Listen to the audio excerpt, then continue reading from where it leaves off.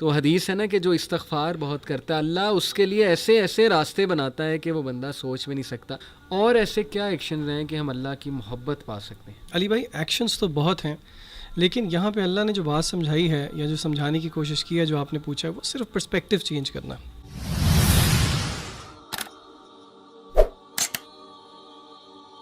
آپ لوگوں نے جو بات کی ہوپ دلایا گناہ کے حوالے سے، میں ایک اور سائڈ پہ ہوپ دلانا چاہتا ہوں ان لوگوں کو who are very troubled, worried, can't get married. بہت سے لوگ کہتے ہیں جی ہماری شادیاں نہیں ہو رہی، financial crisis, issues with fertility, health issues وغیرہ وغیرہ.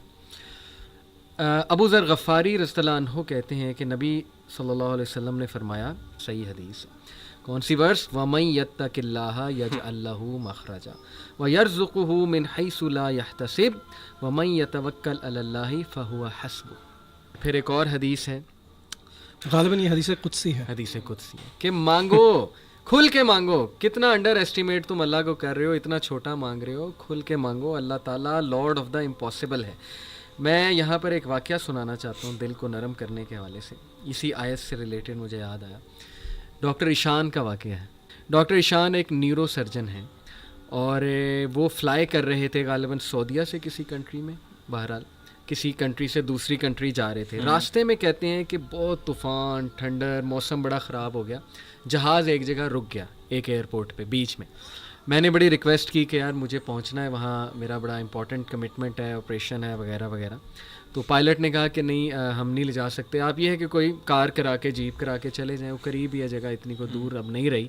کہتے ٹھیک ہے. ہم نے گاڑی کرائی، گاڑی کرا کے ہم جا رہے ہیں تو طوفان مزید تیز ہو جاتا ہے اور ہم اتفاقاً ایک گھر کے سامنے رکتے ہیں. وہاں پہ میں نوک کرتا ہوں تو ایک بوڑھی اماں باہر نکلتی ہے، بڑی کائنڈ تھی. ہم نے اسے کہا جی ہمیں اندر آنے دیں، بارش بہت ہے، ہم ذرا تھوڑا دیر رک کے چلے جائیں گے.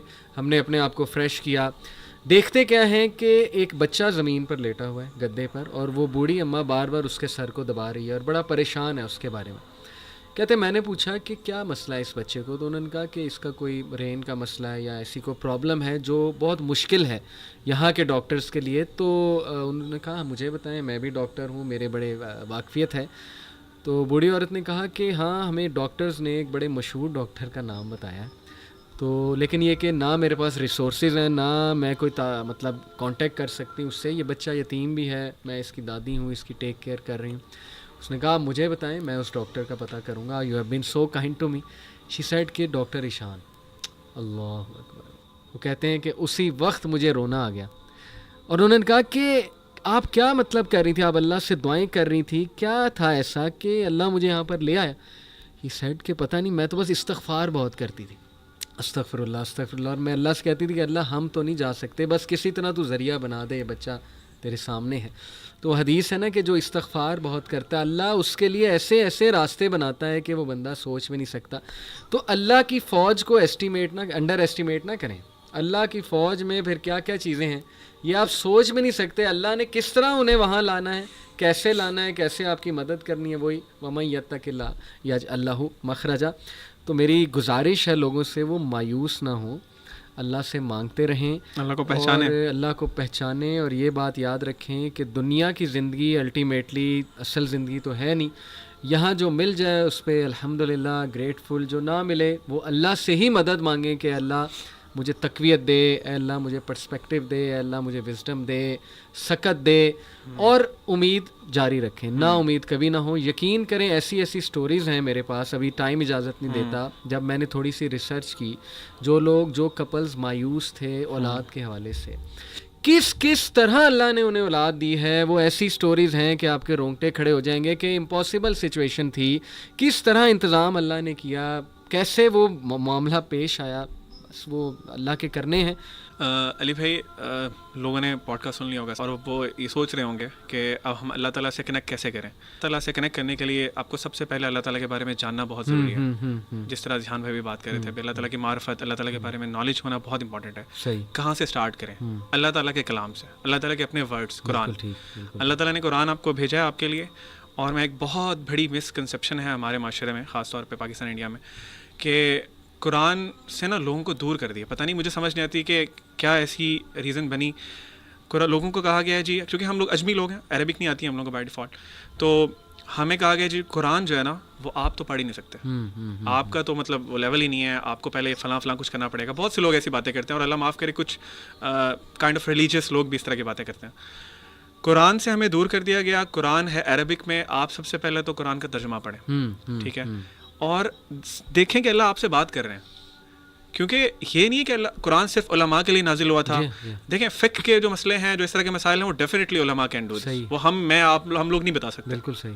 لیکن جو قرآن سمپل باتیں آپ کو انسٹرکشنز دے رہا ہے لائف کی, اللہ تعالیٰ اپنے بارے میں بتا رہے ہیں, وہ تو سمجھ آتی ہے نا بات. اگر اللہ کی خوشنودی حاصل کرنی ہے, جیسے میں یہ آیت کوٹ کرتا ہوں, ان اللہ یحب المتوکلین, بے شک اللہ محبت کرتا ہے جو اس پہ توکل کرتا ہے. ان واللہ یحب الصابرین, بے شک اللہ صابرین سے محبت کرتا ہے. اور ایسے کیا ایکشنز ہیں کہ ہم اللہ کی محبت پا سکتے ہیں؟ علی بھائی ایکشنز تو بہت ہیں, لیکن یہاں پہ اللہ نے جو بات سمجھائی ہے یا جو سمجھانے کی کوشش کی ہے, جو آپ نے پوچھا ہے, وہ صرف پرسپیکٹیو چینج کرنا. سلف و صالحین میں سے کسی نے کہا کہ یہ نہ دیکھو گناہ کتنا بڑا ہے یا کتنا چھوٹا ہے, یہ دیکھو کہ ذات نے اس سے روکا ہے. تو اگر ہم یہ صرف سمجھ لیں اس پرسپیکٹیو کو کہ نیکی جیسی بھی ہو اس کو چھوٹا مت سمجھیں, کیونکہ اس کو حکم دینے والی ذات کی عظمت بہت بڑی ہے. کیا بات ہے, کیا بات. دس از دا ٹیک اوے. ایکسیلنٹ, ماشاء اللہ, ایکسیلنٹ برادرز, جزاک اللہ. یہ تو ایسا پوڈ کاسٹ ہے کہ میرے خیال ہم 2.5 گھنٹے بھی بیٹھے رہیں نہیں, تو اس کا حق ادا نہیں ہو سکتا, بلکہ کئی ایپیسوڈز کرتے رہیں تو بھی نہیں ہوتا. تو بس ایک کوشش ہم نے کی کہ لوگ اللہ کو پہچان لیں, صحیح سورس کی طرف آ جائیں, نکلیں گناہوں سے, توبہ کریں, مایوسی سے نکلیں. جتنا وہ سورس کے اللہ کے قریب ہوتے جائیں گے, وہ مینٹلی, فزیکلی, ایون فزیکلی میں تو کہتا ہوں, اور اسپرچولی تو ہوں گے ہی ہوں گے انشاءاللہ, بہت اسٹرانگ ہوں گے. چھوٹے چھوٹے چنچلے جن میں ہم پڑے ہوئے ہیں, جو ہمیں پریشان کرتے ہیں, ان سے بھی نکل آئیں گے. پرسپیکٹیو جب چینج ہوگا, اللہ کی ذات پہ غور کریں گے.